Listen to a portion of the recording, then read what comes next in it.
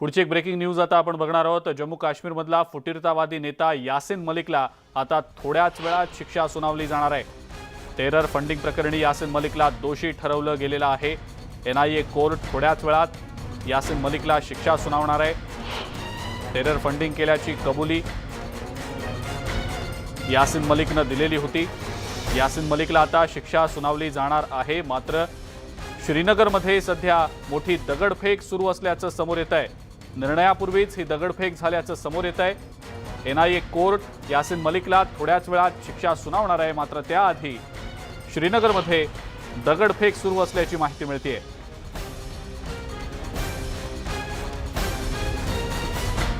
NIA court Yasin मलिकला आता थोड्याच वेळात शिक्षा सुनावणार आहे। मात्र त्याआधी श्रीनगरमध्ये मोठी दगडफेक झाल्याची बातमी आहे।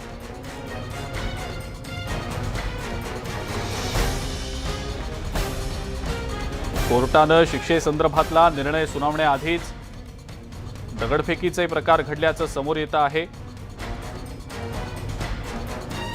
कोर्ट यासिन मलिकला नेमकी काय शिक्षा सुनावणार याचीच आता उत्सुकता आहे।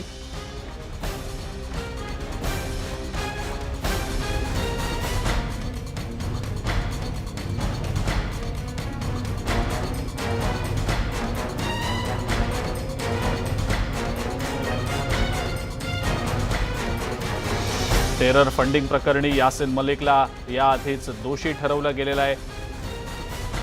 आपण टेरर फंडिंग केल्याची कबुली सुद्धा यासिन मलिकनं याआधीच दिलेली आहे आणि त्यामुळे आता त्याला नेमकी काय शिक्षा सुनावली जाणार, एनआयए कोर्ट यासिन मलिकला काय शिक्षा सुनावणार याचीच सध्या वाट पाहिली जाते। मात्र कोर्ट यासिन मलिकला शिक्षा सुनावण्याआधी श्रीनगरमध्ये दगडफेक झाल्याचा प्रकार समोर येतोय।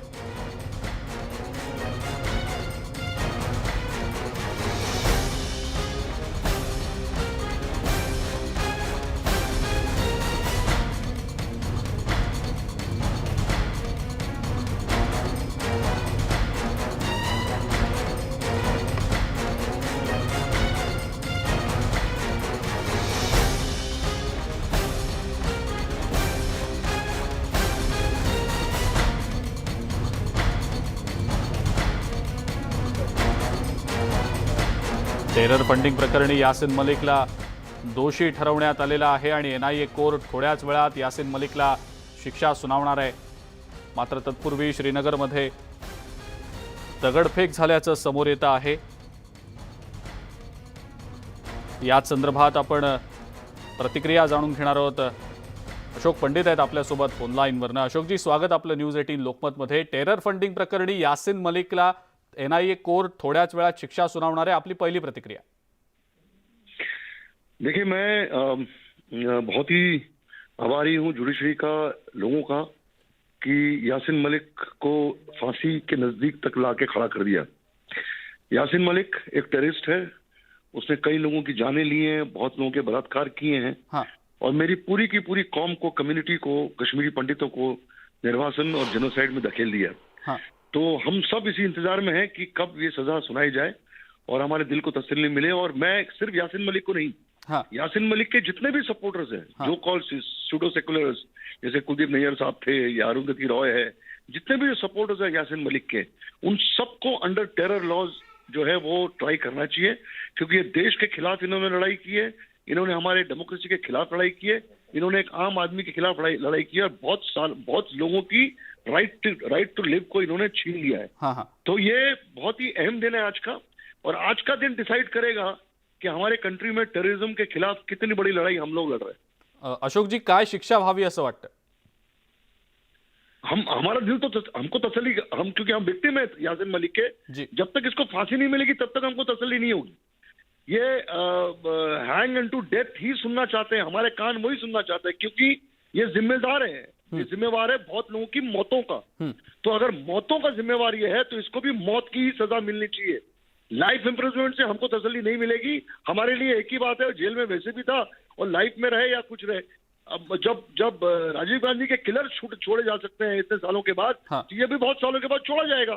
तो हमें भरोसा तभी होगा। हमें लगता है कि हमारी तसल्ली, हम 3.5-4 लाख कश्मीरी पंडित जो है, पुलिस ऑफिसर जो है, हाँ। और आम नागरिक जो है कश्मीर का, उसको तसल्ली तब मिलेगी जब यासीन मलिक जो सिंबल है टेररिज्म का, जो सिंबल है मौतों का, जो सिंबल ही वो मौत का सौदागर है, हाँ। इसीलिए उसको जब तक लटकाएंगे नहीं आप मौत तक, तब तक मुझे नहीं लगता है की शांती हम लोग को मिलेगी। बिलकुल. अशोकजी, आपण आणि इतर काही सामाजिक कार्यकर्ते या सगळ्या संदर्भात गेल्या काही वर्षांपासून सातत्यानं आवाज उठवत होतात. समाधान वाटतंय आता काहीसं?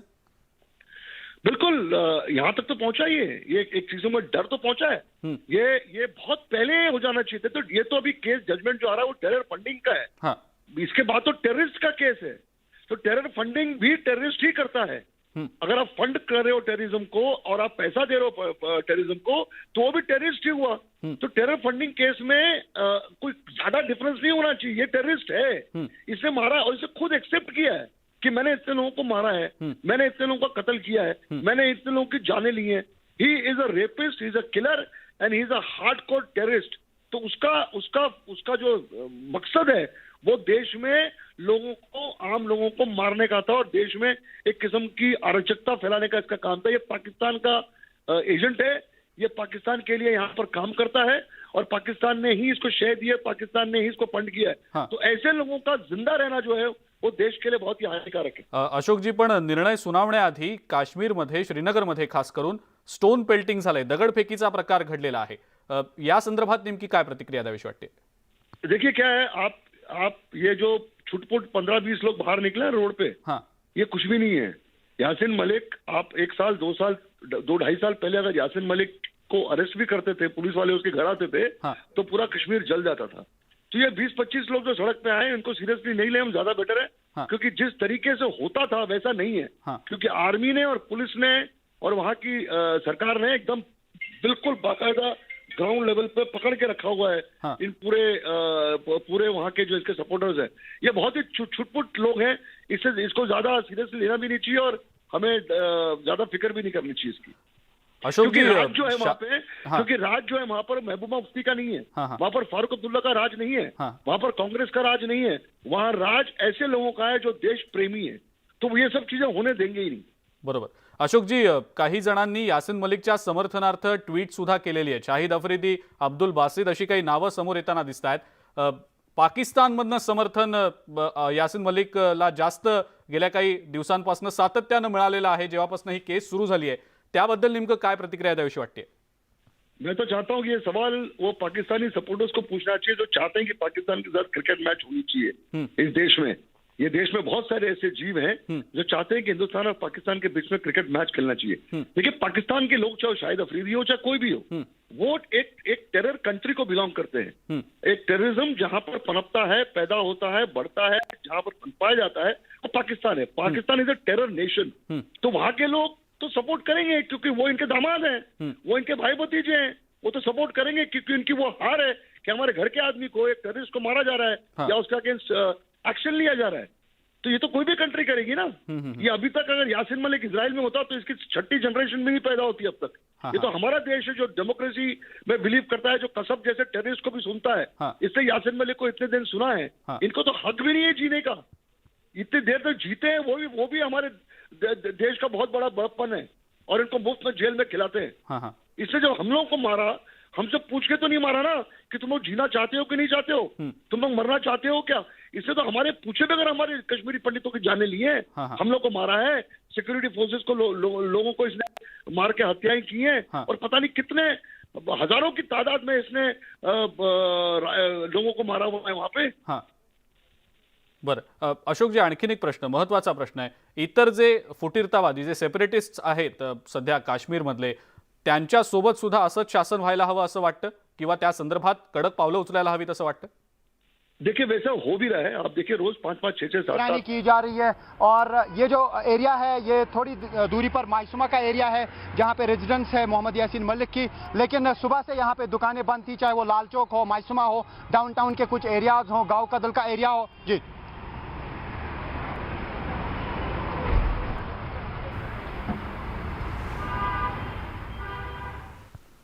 तर आपण ही दृश्य पाहतो आहोत सध्या श्रीनगरमधली.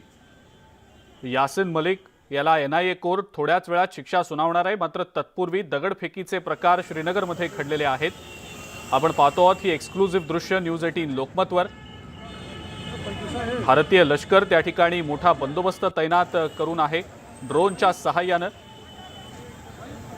इथल्या सगळ्या परिस्थितीवर लक्ष ठेवलं जात आहे। आपण त्याचीच ही दृश्य सध्या पाहतो आहोत।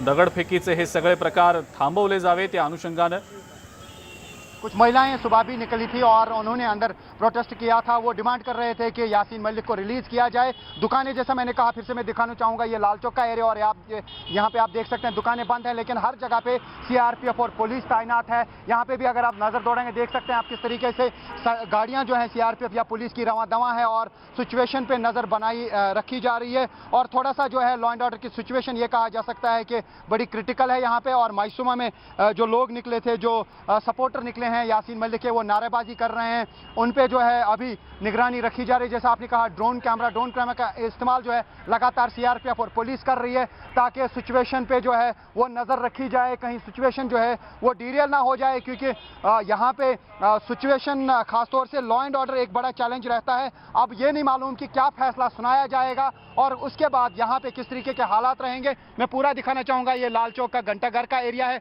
यहाँ पे दुकानें बंद हैं, माइसुमा में दुकानें बंद हैं, गाँव कदल एरिया में दुकानें बंद हैं और हर किसी को यहाँ इंतजार है कि क्या फैसला कोर्ट सुनाती है। हालांकि आपको मालूम है कि 3:30 बजे फैसला आना था, पनिशमेंट का फैसला आना था, क्वांटम ऑफ पनिशमेंट का आना था, लेकिन अभी वो डिले किया गया। जिस तरीके से एचएम बता रहे थे कि अभी कोर्ट में लाया गया है यासीन मलिक को और अब फैसला सुनाया जाएगा, किस तरीके की सजा सुनाई जाएगी ये देखना होगा। लेकिन सुरक्षा के सख्त इंतजाम किए गए हैं ताकि कहीं लॉ एंड ऑर्डर की सिचुएशन ना बिगड़े। मैं आपको ये दृश्य जो आप देख रहे हैं, ये लाल चौक का इर्द गिर्द का एरिया है।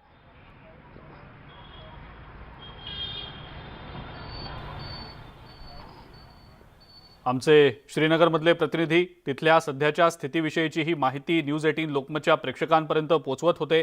जी माहिती आतापर्यंत आपल्यापर्यंत येते त्यानुसार यासीन मलिकला आता कोर्ट रूम मध्ये आणलं गेलेलं आहे। NIA कोर्ट थोड्याच वेळात कैसे उन आरोपों को सिद्ध किया गया है और अब हमें लगता है कि शायद कुछ हलचल हो रही, क्योंकि कोर्ट रूम के अंदर हम नहीं जा सकते। तो अब यासीन मलिक को शायद इसी रास्ते से बाहर लाया जाए। तो ये मंजर हम दिखाना चाहेंगे कि कोर्ट रूम के बाहर किस तरह की पाबंदी लगी हुई है, किसी को भी आने जाने की इजाज़त नहीं है। और जो प्रक्रिया है कोर्ट रूम की वो इस वक्त चल रही है, जहाँ पर जो आरोप लगाए गए पर उसने क्या क्या काम किया, कि टेरर फंडिंग को किस तरह से अंजाम दिया और उसके लिए क्या सबूत NIA की तरफ से इकट्ठा किए गए हैं जो कोर्ट में पेश किए गए। इसकी एक समरी जो है वो अदालत पढ़कर सुनाएगी और उसके बाद जो भी सज़ा का मियाद होता है, जो सज़ा उसको देनी है, वो कोर्ट सुनाएगा। इसमें ये कहा जा रहा है कि जिस तरह के आरोप लगे हैं उसमें उम्र कैद से लेकर फांसी तक की सज़ा हो सकती है। NIA की तरफ से ये मांग की गई है कि जो संगीन जुर्म को अंजाम दिया है यासीन मलिक ने, क्योंकि टेरर फंडिंग एक ऐसी चीज़ है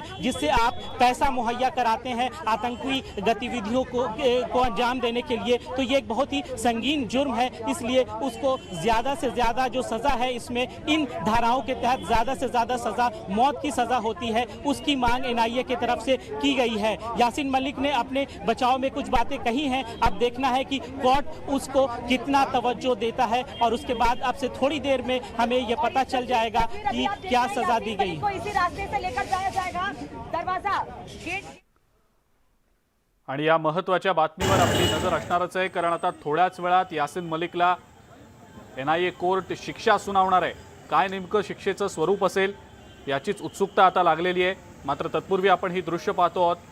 श्रीनगरमधली दृश्य आहेत। दगडफेकीचे प्रकार तिथं घडलेले आहेत। कायदा सुव्यवस्था राखण्यासाठी मोठा बंदोबस्त तैनात करण्यात आलेला आहे। एका ब्रेकसाठी आपण थांबूया। बघत रहा न्यूज 18 लोकमत।